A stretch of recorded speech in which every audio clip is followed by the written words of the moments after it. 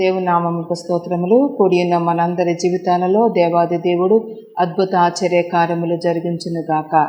చిన్న ప్రార్థన చేసుకుని వాక్యములకు వెళదామండి. పరిశుద్ధుడును మహాగండ మహోన్నతుడ యేసు ప్రభువా, నీకు వందనాలు, స్తుతులు, స్తోత్రాలు తండ్రి.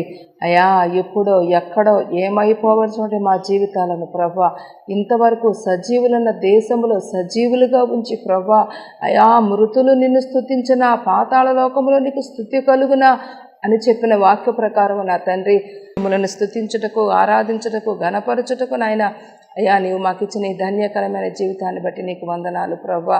పరమ తండ్రి, వాక్యము మీది మేము ఈ వారం ప్రభువా వాక్యములకు వెళ్ళుచుండగా తండ్రి అయా, మీరు మాతో మాట్లాడండి అయ్యా. ఆ వాక్యాలు మా జీవితాల్లో నెరవేర్చండి ప్రభా. వాటి ప్రకారం మేము జీవించడానికి నీ కృప దయచేయండి ప్రభా.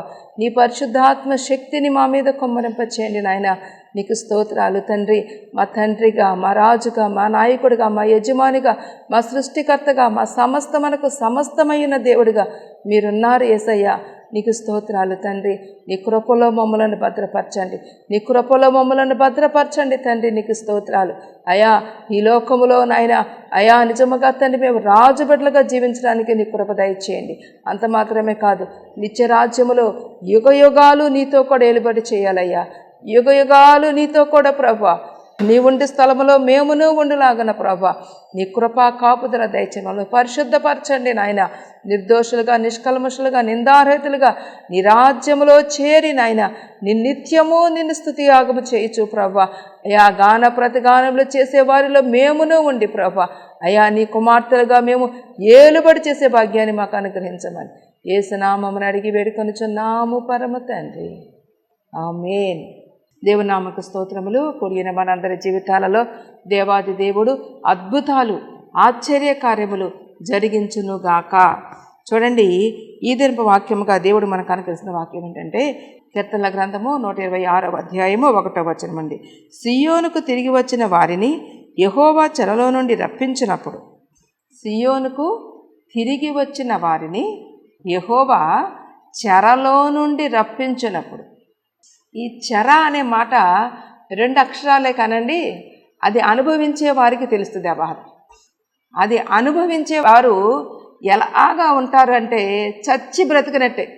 మేము బ్రతుకుతున్నామంటే బ్రతుకుతున్నాం కానమ్మా, కానీ మా జీవితాలలో ఫలానా విషయం, ఒక ఆర్థిక విషయమో, లేకపోతే ఒక ఆరోగ్య విషయమో, లేకపోతే మానసిక వేదనో, లేకపోతే శత్రు భయమో, ఇటువంటివి ఏదైనా కానీ వాటి వల్ల మేము కృంగిపోతున్నామమ్మా, వాటి వల్ల మేము కృషించిపోతున్నాము. ఇదిగో బ్రతికున్నామంటే బ్రతికున్నామనే మేము ఉన్నాం, కానీ నిజంగా మేము చచ్చిన వారి వల్లే ఉన్నామమ్మా అని చెప్పేవాళ్ళు లేకపోలేదు. అనేకులు వారికి ఉన్నటువంటి సమస్యతో, వారికి ఉన్నటువంటి ఆ పెనుగులాట, ఆ యుద్ధము చేయలేక ఇదిగో కృంగిపోయి వేదనకరమైన, బాధకరమైన జీవితాలలో మరి బ్రతుకుచున్న వారు లోకంలో ఎంతోమంది ఉన్నారు.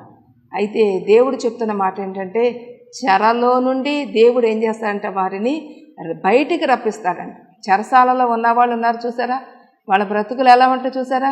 భార్య బిడ్డలను వదిలేసి అనాథలుగా అక్కడ పడి ఉండి, మరి అక్కడ బానిసత్వము, దాస్యపు జీవితం జీవిస్తూ, ఈ ఇల్లు జ్ఞాపకం వచ్చినప్పుడు, వారి రక్త సంబంధికులు జ్ఞాపకం వచ్చినప్పుడు, తల్లిదండ్రులు జ్ఞాపకం వచ్చినప్పుడు, వారి బిడ్డల జ్ఞాపకం వచ్చినప్పుడు వారికి వచ్చే కన్నీటిని మరి ఏ మానవుడు కూడా తొడవలేడు. కానీ దేవుడు చెప్తున్న మాట ఏంటంటే యెహోవా వారిని చెరలో నుండి రప్పించినప్పుడు బయటికి విడుదల చేస్తాడంట వారిని. ఆ బంధకాలలో నుండి, ఆ పాపపు శాపపు బంధకాల నుండి, దేనికైతే బానిస అయిపోయి చెరలో నుండే బానిస బయట తిరుగుతూ ఉండి కూడా కొంతమంది ఏమైపోతున్నారంటే ఫలానా దానికి బానిసత్వంలో ఉన్నాను, ఫలానా విషయంలో నేను దానిలో నుంచి బయటికి రాలేకపోతున్నాను, పేకల్లోతు వరకు కూరుకుపోయిన దానిలో అన్నట్టుగా ఒక వ్యసనాలకు మరి దాసులైపోయి జీవించేవారు ఉన్నారు. అదంతా ఏంటంటే వారి జీవితంలో ఒక చెర లాంటిది. అందుకని దేవుడు చెప్తున్నాడు, సియోనుకు తిరిగి వచ్చిన వారిని యెహోవా చెరలో నుండి రప్పించినప్పుడు. దేవునికి స్తోత్రం. మన దేవుడు ఎటువంటి దేవుడు అంటే విడిపించేవాడు. మన దేవుడు ఎటువంటి వాడంటే విమోచన కలగ చేసేవాడు. మన దేవుడు విడుదల కలగ చేసే దేవుడు. ఇక్కడతో నీ శిక్షాకాలం ముగిసిపోయింది, ఇక నీవు రెక్కలు వచ్చిన పక్షిలాగా ఎగురు, ఆనందంగా జీవించు, సంతోషంగా బ్రతుకు అని చెప్పడానికి మన దేవుడు సమర్థుడై ఉన్నాడు. దేవునికి స్తోత్రం. అందుకే అసలు యేసు ప్రభువు వారు ఈ భూలోకానికి ఎందుకు వచ్చాడంటే అక్కడ దేవుని వాక్యం చాలా స్పష్టంగా రాయబడింది. చూడండి, యెషయా గ్రంథము 61వ అధ్యాయంలో రాయబడి ఉంది, ప్రభువుకు యెహోవా ఆత్మ నా మీదికి వచ్చి ఉన్నది, దీనులకు సువర్తమానము ప్రకటించుటకు యెహోవా నన్ను అభిషేకించెను, నలిగిన వారిని దృఢపరచుటకు. ఆయన మొదటి పని ఏంటంటే అసలు భూమి మీదకు వచ్చినటువంటి ఉద్దేశం ఏంటంటే ఈ లోకానికి వచ్చి దేనికి వచ్చాడు? యేసు ప్రభువు వారు వచ్చారు వారుగా కొంతకాలం ఉన్నారు, సేవ చేశారు, 3.5 సంవత్సరాలు సేవ చేశారు, వెళ్ళిపోయారు, మరలా తిరిగి వస్తానని చెప్పి అన్నారు అని చెప్పేటి ఒక కాన్సెప్ట్ మనం వింటున్నాము. కానీ అసలు ఆ భూమి మీదకి ఆయన ఎందుకు వచ్చాడంటే సువర్తమానము ప్రకటించడానికి. ఇది శాశ్వతం కాదు, ఈ లోకమే శాశ్వతం కాదు, నీకు నిత్య రాజ్యం ఉంది, నువ్వు తండ్రితో కూడా యుగయుగాలు ఏలుబడి చేస్తావని తెలియజేయుటకే యేసుక్రీస్తు వారు ఈ లోకానికి వచ్చాడు. వచ్చినటువంటి దేవుడు మనం ఏం చేస్తాం? ఏదైనా ఒక 4-5 పళ్ళు అక్కడ పెట్టామనుకోండి, దానిలో మంచిగా ఉన్నదాన్ని తీసుకుంటాం. లేకుంటే 4-5 వస్త్రాలు అక్కడ పెట్టామనుకోండి, దానిలో మన కంటికి ఏదైతే ఇంపుగా ఉందో, ఏదైతే మంచిగా ఉందో, అన్నిటికంటే శ్రేష్టమైనది ఏదైతే తీసుకుంటాం. కానీ యేసుప్రభువు వారు దేనికి వచ్చారో తెలుసా? నశించిన దానిని వెదకి రక్షించడానికి. ఇంత ఘోర పాపినమ్మా, అయినా దేవుడు నన్ను క్షమిస్తాడా? క్షమిస్తాడు. ఎంత ఘోర పాపినైనా క్షమించుటకు ఆయన సంసిద్ధంగా ఉన్నాడు. ఆయన దేనికి ఈ లోకానికి వచ్చాడంటే నీతిమంతుల కొరకు రాలేదు, నశించిపోయిన దానిని వెదకి రక్షించుట కొరకు యేసుక్రీస్తు వారు ఈ లోకానికి వచ్చారు. వచ్చిన దేవుడి చేసినటువంటి మొదటి పని ఏంటంటే దీనులకు సువర్తమానం, గర్విష్ఠులకు సువర్తమానం కాదు. ఎవరికండి? దీనులకు. నువ్వు దీన మనసు కలిగి ఉండాలని దేవుడు ఈ దినము నీతో నాతో మాట్లాడుతున్నారు. దీన మనసు కలిగి ఉండాలి. దీనులకు సువర్తమానము ప్రకటించుటకు యెహోవా నన్ను అభిషేకించెను. దేవునికి స్తోత్రం. యేసుక్రీస్తు వారిని దేవాది దేవుడు అభిషేకించి భూలోకానికి పంపించినటువంటి ఉద్దేశం ఏంటంటే ఆయన దీనులకు సువర్తమానము ప్రకటించాలి. రెండవదిగా ఏం చేయాలి? నలిగిన హృదయము గలవారిని దృఢపరచుటకు. నలిగిన హృదయము గలవారిని. నలిగిపోతుంది హృదయం, ఏమొద్దండి? అందుకే పూర్వకాలం ఏం చేసేవాళ్ళంటే ఎద్దులను, పశువులను, పొట్టేళ్లను బలి అర్పించేవాళ్ళు. ఇప్పుడు దేవుడు అంటున్నాడు, నాకు ఆ బలి కాదు, విరిగి నలిగిన హృదయము యెహోవాకు ఇష్టమైన బలి. నీవు ఎటువంటి బలి అర్పించాలంటే ఎప్పుడైతే నీవు విరిగి నలిగిపోయిన హృదయముతో దేవుని సన్నిధికి వస్తావో, ఎప్పుడైతే విరిగి నలిగిన హృదయముతో ఆయన పాదాలు పట్టుకుంటావో, ఎప్పుడైతే విరిగి నలిగిన హృదయంతో ప్రభువా నీవు తప్ప నాకు వేరే దిక్కు లేదయ్యా అని చెప్పి గోజాడి మొరపెడతావో దేవుడు ఎన్నటికీ త్రోసివేసేవాడు కాదు. ఇక్కడ దేవుని వాక్యం చెప్పబడుతుంది, నలిగిన హృదయము గలవారిని దృఢపరచుటకు. నీవు నలిగిపోయి ఉన్నావు, అనేకమైన సమస్యల్లో ఉన్నావు, అనేకమైన ఇబ్బందుల్లో ఉన్నావు, అనేకమైన చెరలు నిన్ను చుట్టుకున్నాయి, ఇది అనేకమైన బంధకాలు ఇనప సంఖ్యల వలె నిన్ను ఆవరించి ఉన్నాయి. అట్టి పరిస్థితుల్లో నువ్వెప్పుడైతే దేవుని సన్నిధికి వస్తావో దేవుడు ఏం చేస్తాడంటే వాటన్నిటినీ పటాపంచలు చేయగలడు. వాటన్నిటినీ ఆ బంధకాలను తెంచివేయుటకు దేవుడు సమర్థుడని నీవు నమ్మి ఆయన పాదాలు పట్టుకుంటే దేవుడు నిజముగా మనను చెరలో నుండి రప్పించే దేవుడై ఉన్నాడు. ఎటువంటి చెర అయినప్పటికీ కూడా అది మనుషులకు అసాధ్యమే కానీ దేవునికి అసాధ్యము కాదు. దేవుడు ఖచ్చితంగా మన జీవితాలలో కార్యాలను చేయుటకు దేవుడు సమర్థుడై ఉన్నాడు. దేవునికి స్తోత్రం. అందుకే ఇక్కడ దేవుని వాక్యం చెప్పబడుతుంది, నలిగిన హృదయము గలవారిని దృఢపరచుటకు, చెరలోనున్న వారికి విడుదల. ఎవరికండి విడుదల? చెర ఏ విషయంలోనైతే పాపపు సంఖ్యలతో ఇదిగో ఈ సమస్య నుండి నేను బయటికి రాలేకపోతున్నాను, ఈ సమస్యను నేను జయించలేకపోతున్నాను, ఈ సమస్య మీద నాకు జయము కలగలేకపోతుంది, నేనే ఆ సమస్యకు లోపడిపోతున్నాను అని చెప్పి ఆ యొక్క నిరాశ నిస్పృహలతో నీవు ఒకవేళ జీవిస్తున్నావేమో దేవుడు నీతోనే మాట్లాడుతున్నాడు. ఇదిగో నీవు ఆ సమస్యతో యుద్ధం చేయలేకపోతున్నావు, నీవు ఆ సమస్యను ఓడించలేకపోతున్నావు, ఆ సమస్య మీద నీవు జయాన్ని పొందలేకపోతున్నావు. కానీ నా ప్రియ బిడ్డ, నీవు నా యొద్దకు వచ్చావు కాబట్టి నీతో యుద్ధము చేయు వారితో నేనే యుద్ధము చేసేదాన్ని. ఏమన్నాడండి దేవుడు? ఎవరు చేస్తారు మన పక్షంగా? ఈ భూలోకంలో ఉన్న వాళ్ళు ఎవరైనా చేస్తారండి? ఎంత మాత్రం అది నమ్మదగిన విషయము కానే కాదు. దేవాది దేవుడు మనకు వాగ్దానం చేస్తున్నాడు, నీతో యుద్ధము చేయు వారితో నేనే యుద్ధము చేసేదను, నీ పిల్లలను నేనే రక్షించెదను అని చెప్పి దేవుని వాక్యం మరొక చోట వ్రాయబడి ఉంది. కాబట్టి ఇక్కడ దేవుడు చెప్తున్న మాట ఏంటంటే, చెరలోనున్న వారికి దేవుడు విడుదల కలగజేస్తాడు. ఇవాళ మన మూలపాఠం అదే. సియోనుకు తిరిగి వచ్చిన వారిని యెహోవా చెరలో నుండి రప్పించినప్పుడు, దేవునికి స్తోత్రం, చెరలోనున్న వారిని విడుదలను, బంధించబడిన వారికి విముక్తిని ప్రకటించుటకు దేవాది దేవుడు ఈ లోకానికి వచ్చాడు. నువ్వు ఏ స్థితిలో, ఏ బంధకమో అది నీ హృదయానికే తెలుసు. ఆ బంధకాల నుండి బంధించబడినటువంటి నీకు దేవుడు చెప్తున్న మాట ఏంటంటే, విడుదల కలగ చేస్తానని చెప్పి దేవుని వాక్యం తెలియజేయబడుతుంది. రప్పించినప్పుడు మనము కల కనిన వాని వలె నుంటిమి, మన నోటి నిండా నవ్వుండెను, మన నాలుక ఆనంద గానముతో నిండి ఉండెను. అప్పుడు యెహోవా వీరి కొరకు గొప్ప కార్యములు చేసినని అన్యజనులు చెప్పుకొనిరి. దేవునికి స్తోత్రం. దేవుడు ఎప్పుడైతే ఆశ్చర్యకరుడమైన, నువ్వు నమ్మాలే కానీ దేవుడు నిజంగా ఆశ్చర్యకరుడు. ఆయన ఆశ్చర్యకార్యం చేసినప్పుడు, నిన్ను చెరలో నుండి విడుదల కలగచేసినప్పుడు మన నోటి నిండా నవ్వు ఉంటుందంట. ఏం చేస్తాం? నోటి నిండా నవ్వు ఉంటుంది. అందుకే మరొక చోట వాక్యం ఉంది, యెహోవా విమోచించిన వారి తలల మీద నిత్యానందముండని చెప్పి దేవుని వాక్యం చెప్పబడుతుంది. మనము కల కనిన వారి వలె ఉంటాం. నిజమా లేకపోతే కళ? ఇది నిజమేనా?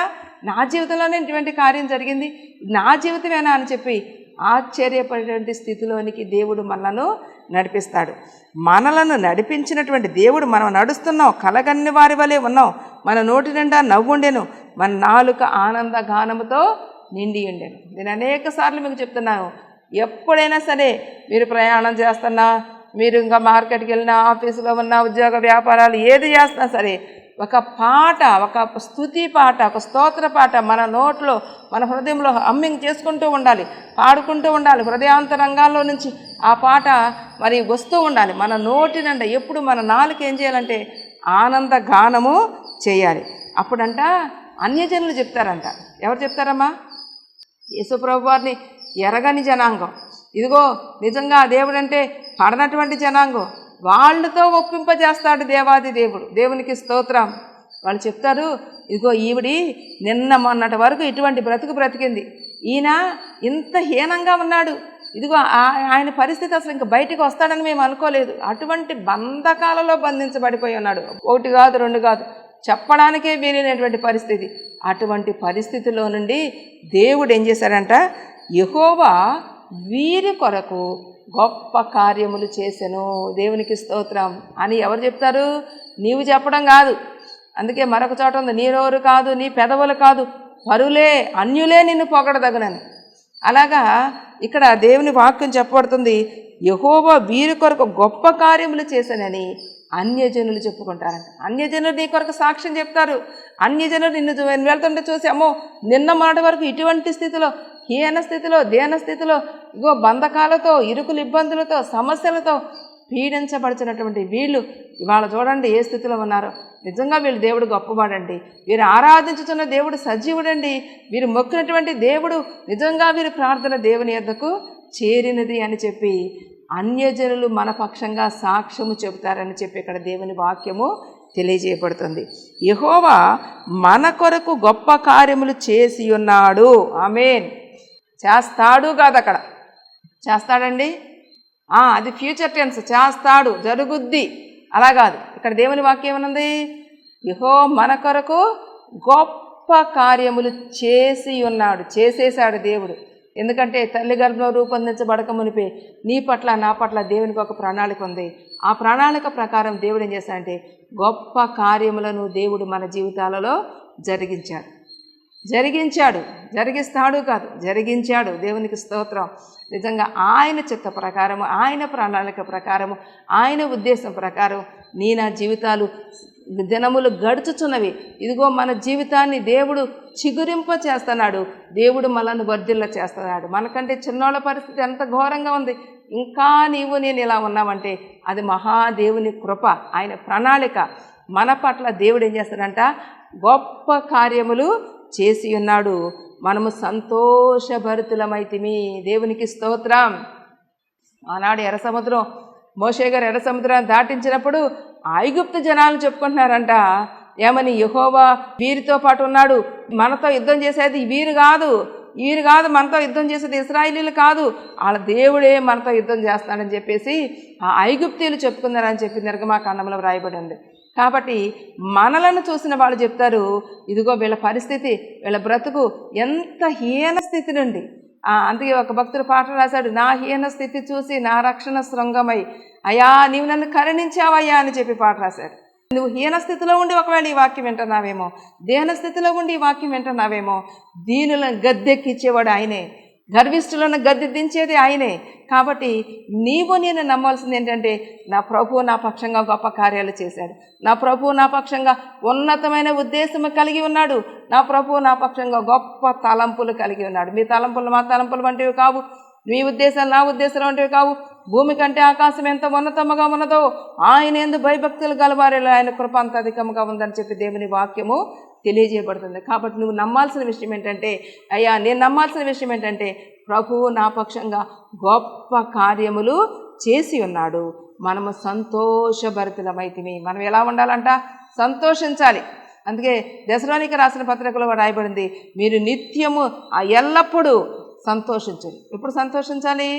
ఒకరోజు సంతోషించడం, 2 రోజులు సంతోషించడం కాదు, మనం సంతోషించాలి. కార్యములు చేసేవాడు నా దేవుడు నా కార్యాలు నా పక్షంగా జరిగించాడని చెప్పి మనం ఏం చేయాలంట?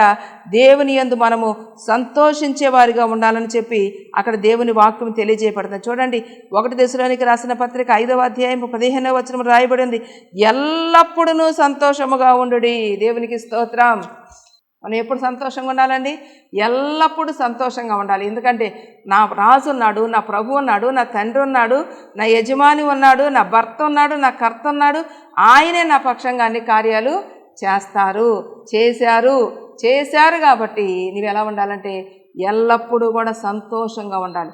మనము సంతోషభరితులమైతిమి. ఎందుకు సంతోషించాలి అంటే, మన దేవుడు మన పక్షంగా యుద్ధాన్ని చేస్తాడు, మన దేవుడు మన పక్షంగా అద్భుత కార్యాలు చేస్తాడు, మన దేవుడు మన పక్షంగా గొప్ప విజయాన్ని మనకు అనుగ్రహిస్తున్నాడు. ఎందుకంటే విజయ గీతాన్ని మనం పాడాలి. ఇదిగో దేవాది దేవుడు నాకు అనుగ్రహించిన విజయాన్ని బట్టి దేవునికే ఘనత మహిమ ప్రభావాలు చెందునుగాక అని చెప్పి నిత్యము మనము దేవునిని స్తుతించబద్దులమై ఉన్నాం. ఇక్కడ వాక్యాన్ని మనం పరిశీలించినట్లయితే, దక్షిణ దేశపు ప్రవాహములు పారునట్లుగా యెహోవా చెరపట్టబడిన మా వారిని రప్పించును, కన్నీళ్లు విడిచి చూపిత్తువాడు సంతోష గానముతో పంట కోసెదరు. దేవునికి స్తోత్రం. మనం ఏం చేయాలంట? కన్నీరు విడవాలి. ఎప్పుడు విడవాలి? ఇప్పుడేగమ్మా సంతోషించాలి అంటే నీ ఎల్లప్పుడూ సంతోషంగా ఉండాలి. నీవు దేవుని సన్నిధికి వచ్చినప్పుడు కన్నీటితో ఆయన పాదాలు కడిగే అనుభవంలోనికి రావాలి. నువ్వు కన్నీరు గార్చాలి, ఆనంద బాష్పాలు రావాలి. ఎప్పుడు ఆనంద బాష్పాలు వస్తాయి? నీ హృదయంలో కృతజ్ఞత నిండినప్పుడు. ఇదిగో ప్రభువా, నా దీనస్థితి, నా హీనస్థితి. అందుకే ఒక ఆయన చెప్పాడు, ఏమని చెప్పాడంటే, దావీదు భక్తుడంట, ప్రతి దినము ఆ యొక్క అంతఃపురములో ప్రతిరోజు ఒక గది తలుపులు తెరిచి మళ్ళీ తలుపు వేసుకుని లోపలికి వెళ్ళి అక్కడ ఒక గంట సేపు ఉండి మళ్ళీ బయటకు వస్తున్నాడంట. ఈ రాజభటులు అందరికీ అనుమానం వచ్చింది. ఏమని? రాజుగారు ఏదో అక్కడ ధనాగారం దాచి ఉంచుంటాడు, అందుకే వజ్ర వైడూర్యాలు రత్నరాశులు అన్నీ ఆ గదిలో ఉండుంటాయి, కాబట్టి ప్రతిరోజు వెళ్ళి ఆ గదిలోకి వెళ్తున్నాడు, మళ్ళీ కాసేపు అయినాక మళ్ళీ బయటకు వచ్చేస్తున్నాడు, మళ్ళీ రోజు వెళ్తున్నాడు. అసలు ఏదో మొత్తానికి అడగాలని చెప్పి ఎట్లయితే ధైర్య సాహసాలు చేసి అడిగారంట, అయ్యా మీరు ప్రతిరోజు ఆ గదిలోకి వెళ్తున్నారు, వాళ్ళు కొద్ది సమయం ఉంటున్నారు, మరలా వచ్చేస్తున్నారు, అదేదో మాకు తెలుసుకోవాలని మాకు ఆశగా ఉందయ్యా అని చెప్పి రాజుగారిని అడిగినప్పుడు రాజుగారు చెప్పాడంట, రండి మాతో పాటు ఆ గదిలో ఏమన్నా మీకు కూడా చూపిస్తాను, మీరు కూడా చూసి ఆనందపడతారు కానీ రండి అని చెప్పేసి రాజుగారు ఏం చేశారంట, ఆ గది తాళాలు తీసి లోపలికి తీసుకొచ్చాడంట. ఆ గది తాళాలు తీసి లోపలికి తీసుకొచ్చి అక్కడ ఉన్నటువంటి బీరువా తాళాలు తీశాడంట. బీరువా తాళాలు తీసిన తర్వాత అమ్మో ఇంకేముంది బీరువాలో ఏదో పెట్టేసి ఉన్నారు అనుకున్నారంట అందరూ. ఆ తర్వాత ఆ బీరువాలో నుంచి ఏమి తీసి వీళ్ళకి చూపించాడంటే, ఆయన గొర్రెల కాపరిగా ఉన్నప్పుడు ఆ చిరిగిపోయిన వస్త్రాలు వేసుకున్నప్పుడు ఆ యొక్క చిరిగిపోయిన వస్త్రాలను నేటికి కూడా ఆయన దాచుకుని వాటిని ప్రతిరోజు చూస్తున్నాడంట. ఎందుకు చూస్తున్నాడు? అయ్యా నా స్థితి అయితే ఇది, ఏది? ఈ చిరిగిపోయిన వస్త్రాలు వేసుకుని ఆ గొర్రెల వెనకాల తిరిగి, ఆ చెట్ల వెనకాల పొట్ల వెనకాల అట్లా తిరిగి, అటువంటి పరిస్థితి. నేను గొర్రెలను కాసుకునే గొర్రెల కాపరినయ్యా, నన్ను తీసుకొచ్చి ఏం చేసావు? అంతఃపురంలో పెట్టావు, మహారాజుగా చేసావు, నీకు ఇష్టడిగా నన్ను చేసుకున్నావు ప్రభు అని చెప్పి ప్రతిరోజు ఆ గదిలోకి వెళ్ళి ఆయన ఆ వస్త్రాలను చూసుకుని దేవునికి కృతజ్ఞతాస్తుతులు చెల్లించేవాడంట. ఇక్కడ దేవుని వాక్యం చెప్పబడింది, కన్నీళ్లు విడుచుచు విత్తువాడు సంతోషగానముతో పంట కోసెదరు. నువ్వు సంతోషగానంతో నీ జీవితపు పంటను కొయ్యాలి అంటే నువ్వేం చేయాలి? కన్నీరు విడవాలి. కన్నీరు లేకపోతే క్రైస్తవ్యమే లేదు. కన్నీరు లేకపోతే నీ జీవితంలో ఫలింపే లేదు. కన్నీరు లేకపోతే నీకు కృతజ్ఞత లేదు. కృతజ్ఞత ఎప్పుడు వస్తుందంటే, అయ్యా నన్ను ఆ దీన స్థితి నుండి, ఆ హీన స్థితి నుండి నన్ను లేవనెత్తావు ప్రభా, నేను ఈరోజు ఈ స్థితిలో ఉన్నానంటే అది కేవలం నీ కృపేనయ్యా. అయ్యా నువ్వు చేసిన మేలే ప్రభా అని చెప్పి దేవునికి ఎప్పుడైతే మనం కృతజ్ఞతలు తెలియజేస్తామో హృదయాంతరంగాలలో నుండి మరి ఆ యొక్క కన్నీరు కార్చి మనము దేవునికి కృతజ్ఞతాస్తుతులు చెల్లించాలి. కన్నీళ్లు విడుచుచు విత్తువాడు ఏం విత్తాలి? దేవుని వాక్యాన్ని మనం విత్తాలి. దేవుని వాక్యాన్ని మనం విత్తినప్పుడు ఏమవుతుంది? వాక్యం విత్తితే వెంటనే ఫలింపు వస్తుందా అంటే వాక్యము భూమిలోకి వెళ్ళాలి. అదే ఆ భూమి ఏ భూమి? మానవుని హృదయంలోనికి వెళ్ళాలి వాక్యం. దానిలో మరి విత్తనం భూమిలో ఏమవ్వాలి? అది పర్లా భూమిని చీల్చుకుంటూ పైకి రావాలి. కాబట్టి నీవు అక్కడ ఏవి నీరు పోయాలని చెప్పి దేవుని వాక్యం తెలియజేయబడుతుంది. కన్నీటితో నీవు వాక్యాన్ని విత్తాలి. కన్నీటితో నీవు కార్యాన్ని మొదలు పెట్టాలి. కన్నీటితో దేవునికి కృతజ్ఞతాస్తుతులు చెల్లించాలి. కన్నీళ్లు విడుచుచు విత్తువాడు సంతోషగానముతో పంట కోసేదరు. నువ్వు ఎలా పంట కోస్తావంటే సంతోషంతో పంట కోస్తావు. యేసుప్రభువారు చెప్తున్నారు, అమ్మా మీరు కన్నీరు గార్చండి అని చెప్పి. యేసయ్య ఎక్కడ చెప్తున్నాడు అన్నమాట? చూడండి, లూకాసు వార్త 23వ అధ్యాయము 28వ వచనం. యేసు వారి వైపు తిరిగి, యెరూషలేము కుమార్తెలారా, నా నిమిత్తము ఏడవకుడి, మీ నిమిత్తమును మీ పిల్లల నిమిత్తమును ఏడవడి. ఎవరి కోసం ఏడవాలండి? మన కోసం, మన పిల్లల కోసం ఏడవాలి అని చెప్పి యేసయ్య స్పష్టంగా చెప్పారు. పాత నిబంధన కొత్త నిబంధనకి వ్యత్యాసం ఏంటంటే, పాత నిబంధన అక్కడి నుంచి ఇక్కడ దాకా ఉంటుంది, కానీ కొత్త నిబంధనలో ఒకే ఒక సెంటెన్స్లో సారాంశం అంతా కూడా చెప్పబడుతుంది. ఏమన్నాడు ఒక మాట? మీకోసం ఏడవండి, మీ పిల్లల కోసం ఏడవండి. ఎందుకు ఏడవాలి? ఈ లోకములో నీవు సుఖముగాను క్షేమముగాను ఉండి నిమిత్తము కన్నీరు కార్చాలి. నీ పిల్లలు సుఖముగా క్షేమముగా ఉండి నిమిత్తం కన్నీరు కార్చాలి. నువ్వు చచ్చిపోయిన తర్వాత పరలోక రాజ్యాన్ని ఇక్కడ ఉండగానే సంపాదించుకోవాలి. ఎలాగ సంపాదించుకోవాలంటే నువ్వు దేవునిలో వేరుపారిన అనుభవంలోకి రావాలి. దేవుని యందు విరిగిన హృదయంతో ప్రార్థన చేయాలి. కన్నీరు కార్చి ప్రార్థన చేయాలి. చచ్చిపోయిన తర్వాత అక్కడికి వెళ్ళినాక అక్కడ చూసుకుందామని అనటానికి వీలు లేదు. నీవెక్కడుండగానే ఇదిగో దేవుని రాజ్యానికి మనల్ని మనము సిద్ధపాటు చేసుకోవాలి. అందు నిమిత్తం మనం ఏం చేయాలంటే కన్నీరు కార్చవలసిన వారముగా ఉన్నాం. కన్నీరు విడుచుచు విత్తువారు సంతోషగానముతో పంట కోసెదరు. పిడికెడు విత్తనములు చేత పట్టుకొని ఏడ్చుచూ పోవాడు సంతోషగానముతో పనలు మోసుకొని వచ్చెదరు. దేవునికి స్తోత్రం. నువ్వు ఎంత విత్తుతున్నావు? పిడికెడే విత్తుతున్నావు, కొంచెమే విత్తుతున్నావు. అయినా సరే అది దేవుడు దానిని ఆశీర్వదిస్తే ఎంత గొప్పగా ఉంటుందంటే ఊహకందని గొప్ప కార్యాలు దేవుడు చేయడానికి సమర్థుడు. నీ ఎన్నడూ నీ జీవితంలోనే నీవు ఊహించుండవు, కానీ దేవుడు అద్భుత కార్యాన్ని ఆ విధంగా జరిగిస్తాడనే విషయాన్ని మాత్రం ఈరోజు నేను నమ్మవలసిన వారముగా ఉన్నాం. పిడికెడి విత్తనములు చేత పట్టుకొని ఏడ్చుచూ విత్తువాడు సంతోషగానము చేయుచు పనలు మోసుకొని వచ్చును. సంతోషగానము చేయాలి. ఎందుకంటే ఇందాక కూడా మనకు దేవుని వాక్యం వచ్చింది, ఆనంద గానములతో నిండి ఉండాలి. సంతోషము కలిగినప్పుడు దేవుని వాక్యం చెప్పి సంతోషము కలిగినా మీరు పాటలు పాడాలి. ఏం పాడాలమ్మా? పాటలు పాడాలి. అలాగని దుఃఖంలో ఉన్నప్పుడు పాటలు పాడకూడదనా? పేతురు చెరసాలలో ఉన్నప్పుడు ఏం చేశాడు? ఆయన ప్రార్థన చేయలా, విజ్ఞాపన చేయలా, ఇతరుల కొరకు ప్రార్థించలా. ఏం చేశాడు? పాటలు పాడాడు. పేతురు చెరసాలలో ఉన్నప్పుడు ఏం చేశాడమ్మా? పాటలు పాడాడు. కొంతమంది అనుకుంటారు పాటలు ఏముందలే, చర్చికి వెళ్ళేటప్పుడు పాటలంతా అయిపోయిన తర్వాత మెసేజ్కి వెళ్దాం, ఆమె వెళ్ళేటప్పుడు వెళ్దాం అనుకుంటారు. కానీ పాటల్లో చాలా శక్తి ఉంది. పాటల్లో ఏముందమ్మా? శక్తి ఉంది. పాటలు పాడినప్పుడు చెరసాల సంకెళ్లను ఓడదీసిన దేవుడు నేడు సజీవుడిగా ఉన్నాడు. పాటలు పాడినప్పుడు మన చెరసాల వంటి బంధకాల నుండి కూడా దేవుడు మనకు విడుదల కలగజేస్తాడు. అందుకే దేవుడు వాక్యం చెప్పండి, ఆనందగానము చేయుడి, సంతోషగానము చేయుడి. ఏం చేయాలంటే మనం ఆనందగానం చేయాలి, సంతోషగానం చేయాలి. ఇదిగో నా విమోచకుడు సజీవుడు, నా విమోచకుడు సజీవుడు అని చెప్పి నేను ఎప్పుడైతే దేవుని యందు విశ్వాసం ఉంచి ఇదిగో పాటల ద్వారా దేవుని నామాన్ని మహిమపరుస్తామో దేవుడు అద్భుత కార్యాన్ని చేస్తాడు. నా ప్రియ జనాంగమా, దేవుడు ఈ దినము నీతోనే నాతోనే మాట్లాడుతున్నాడు. ఉన్నటువంటి చెరను విడుదల పొందాలి అంటే నీవేం చేయాలి? దేవుని యొద్దకు రావాలి. అసలు యేసుక్రీస్తు వారు వచ్చింది ఎందుకంటే నిన్ను నన్ను చెరలో నుండి విడిపించడానికి. విడిపించిన మనం ఆనందగానాలు, సంతోషగానాలు చేయాలి. అన్యజనులు మన గురించి సాక్ష్యము చెప్పుకుంటారు. మనమైతే ఏం చేయాలంటే కన్నీరుతో విత్తే అనుభవంలోనికి మనము రావాలి. కన్నీరు విడుచుచు విత్తువారు సంతోషగానముతో పనులు మోసుకొని వచ్చుతారని చెప్పే ఆ వాక్యాన్ని ఎన్నడూ మర్చిపోకుండా నిత్యము కన్నీరు కార్చే అనుభవంలోకి రావాలి. దేవుని వాక్యం చెప్పబడుతున్న ప్రకటన గ్రంథంలో, ఇదిగో ఆయన వాని ముఖం మీద ప్రతి బాష్ప బిందువును తుడిచివేయను. నువ్వు కన్నీరు కారుస్తే ఇదిగో ఆయన తండ్రిగా, అమ్మా నీవు నా కోసం ఎంత కన్నీరు కార్చావమ్మా అని మరొక చోట రాయబడింది.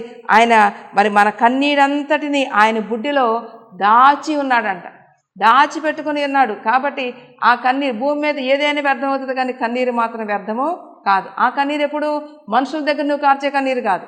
దేవుని సన్నిధిలో నువ్వు కన్నీరు కార్చినప్పుడు ఆ కన్నీరు ఎంత మాత్రం కూడా వ్యర్థము కాదు. అది నిన్ను నిత్యరాజ్యానికి తీసుకుని వెళ్తుంది. ఇదిగో అది నీ సమస్యల పరిష్కారం అవుతుంది. అదిగో నీ తల మీద నిత్యానందం ఉండేటట్లుగా చేస్తుంది. కాబట్టి ఈ దినము నుంచైనా కన్నీటి ప్రార్థనను ప్రారంభిద్దాం.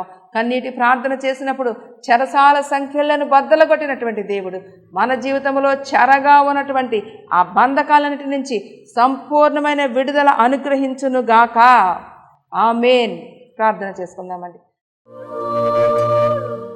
పరిశుద్ధుడానికి స్తోత్రాలు, స్తుతులు, వందనాలు తండ్రి. నీ బిడ్డలు ఏ స్థితిలో ఉండి, ఏ బంధకాల్లో ఉండి, ఏ ఇరుకులు ఇబ్బందులలో ఉండి, ఏ శ్రమలలో నుండి ప్రభా ఈ వాక్యం వింటున్నారో తండ్రి, ఒక్కసారి నాయన జ్ఞాపకము చేసుకోమని అడుగుతున్నానయ్యా. నీవే మార్గమై ఉన్న దేవుడివై ఉన్నావు ప్రభా. మా కోసం ఈ లోకానికి వచ్చి అయా దీనుడిగా రిక్తుడిగా నాయన అయా మమ్ములను ధనవంతులుగా చేయ నిమిత్తం నీవు దరిద్రుడమైన దేవుడివై ఉన్నావు అయ్యా. మా బాధలు, మా వ్యాధులు, అయ్యా మా ఇరుకులు, మా సమస్యలు, ఇబ్బందులన్నీ కూడా ప్రభా మీరు భరించిన ఆయన మాకు విడుదల అనుగ్రహించే దేవుడై ఉన్నారయ్యా. అయ్యా మేము సంతోషగానముతో పనులు మోసుకుంటూ సంతోషగానములు చేసుకుంటూ జీవించే జీవితాలను మాకు అనుగ్రహించనై ఉన్నారు తండ్రి. నీకు స్తోత్రాలయ్యా. నీ వాక్యం వినటం మాత్రమే కాదు కానీ ప్రభా, ఈ వాక్యం ద్వారా మేము నేర్చుకున్నటువంటి మాట, మేము కన్నీరు విడిచి చూపిస్తున్నప్పుడు మేము సంతోషగానంతో పంట కోసుకుంటామయ్యా. మీ అందు విశ్వాసముతో ప్రభా నాయన మేము కన్నీరు విడవడానికి మీ కృపా కాపుదల మాకు దయచేయండి. ఈ వాక్యం వినిన ప్రతి బిడ్డ కూడా తన జీవితంలో దీనిని నెరవేర్చుటకు కృప అనుగ్రహించండి. యేసు నామమున అడిగి వేడుకొనుచున్నాము పరమ తండ్రి. ఆమేన్. God bless you. దేవుడు మిమ్మల్ని దీవించిన గాక. యూట్యూబ్లో బేతేల్ ధ్వని అని సెర్చ్ చేస్తే మన మెసేజెస్ వస్తాయి. వాటన్నిటిని మీరు చూడండి. ఇంకా దేవునిలో బలపరచబడటకు ఈ వాక్యాలు మీకు సహకరిస్తాయని ప్రభు పేరట మీకు మనవి చేస్తున్నాను. దేవునికి స్తోత్రం.